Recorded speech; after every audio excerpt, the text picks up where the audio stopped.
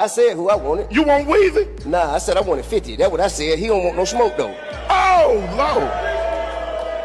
I called my man out. He don't want no smoke. He ducking smoke. It's cool. So all you got to do is call Crime Stoppers Atlanta. Tips can be anonymous, and there's even a reward.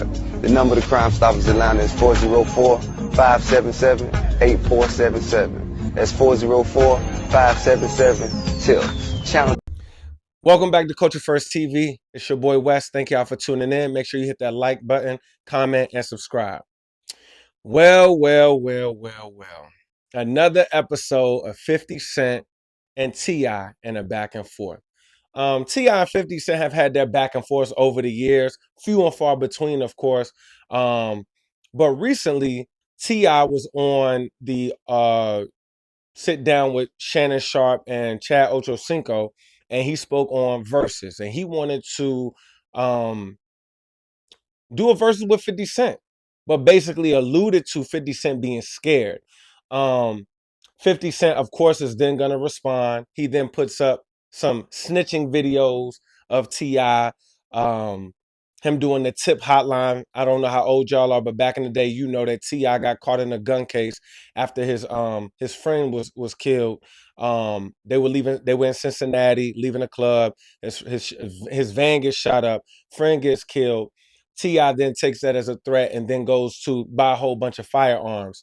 Right before the BET Awards, he went to buy a lot of ammunition, a lot of firearms, silencers, heavy machine guns, and things of that nature, and ended up getting caught by the feds. I don't know if he bought it from an undercover, but it was like a sting operation type of vibe. He then went on to take a plea deal where he decided to do thousands of hours of community service by going to local schools and doing community events. And one part of that community service was, a part of that community service was him doing a tip hotline, like a hotline for if you see a crime, like a report whatever you see, call 5544, whatever tip. But you have this street persona, you have this gangster persona.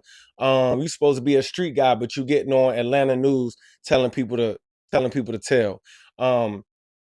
If you don't know by now, 50 Cent is just the wrong person to go back and forth with. Not because he's this big bully or whatever. He just doesn't care. Like 50 Cent gives zero F's about anything. He will nothing is too low for him to go to. I haven't really seen him talk about kids and things like that, but nothing is too low for him. He'll bring up old stuff, new stuff, petty stuff, and he uses that platform to stay relevant. He uses him getting into beefs. Like 50 Cent obviously is known for beefs. He gets into a beef damn near every week. If it's not Jim Jones, Fab, Davey, whoever it is, then it's T.I. If it's not them, then it's Floyd Mayweather. If it's not Floyd, it could be anybody. It could be a woman. I think he got into it with I forgot the singer's name. Not K Michelle, one of those singers he got into. Like he has no cut cards when it comes to getting into beefs with anybody over anything. But he also has a good name with a lot of different people, as far as when Fetty Wap said that one of the main people that held him down when he was locked up was 50 Cent. He's a loyal guy. DaBaby just went on the Breakfast Club and spoke on 50 Cent being like a big brother to him when he got caught up in the cancel culture thing, when he made those comments at Rolling Loud or whatever concert he was performing at. So 50 Cent is like he shows you two different sides. It's like if you cross him, it's going to be a major problem.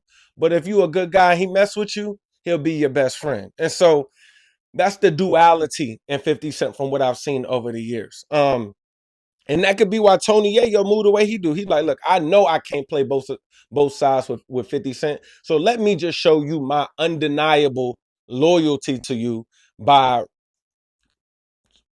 representing you in every interview. I'm talking about you every Vlad interview. Every interview that Tony Yayo ever does, he's going to big up 50 Cent, because I feel like he knows, like, at any point in time, 50 Cent will turn his back on him too. 50 Cent will be like, oh, that's how you acting? I'm gonna put out your dirty laundry. So, but as far as the verses goes, I feel like, is 50 Cent really gonna beat T.I. in the verses?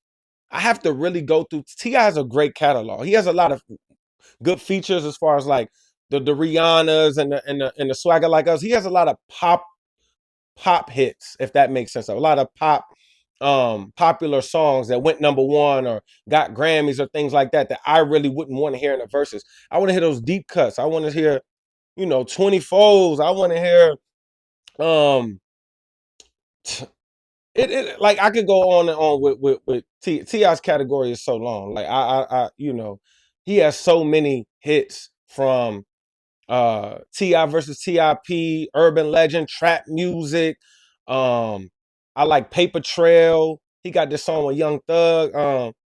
What is that? Smoking on the bando. And they'll do a real metal like Kent. That's my joint. So I keep hitting this mic. But I don't think that 50 Cent will beat T.I. in the verses if T.I. planned it right. I think verses is very strategic. Just like the Locks and the Dipset verses. I think if Dipset was their verses was better planned out and it was more cohesive, they were all on the same page, they could have beat the Locks. But it was just too much. The Locks just had it planned out. They rehearsed, they were singing their lyrics, everything like that. And then you got Jadakiss, this guy, endless verses, and so you know how that goes. But I think that T.I. would beat 50 in the verses. 50 got bangers though. He could play like 10 songs off Get Rich or Die Trying. I don't think T.I. can do that with any of his albums. I just wanted to touch on the topic. Didn't want to, I'm not a long-winded type of guy. Didn't want to be too long-winded. Thank y'all for tuning in to Culture First TV. Rocking with your boy Wes. Make sure you hit that like button, comment, and subscribe. Thank y'all for tuning in. Peace.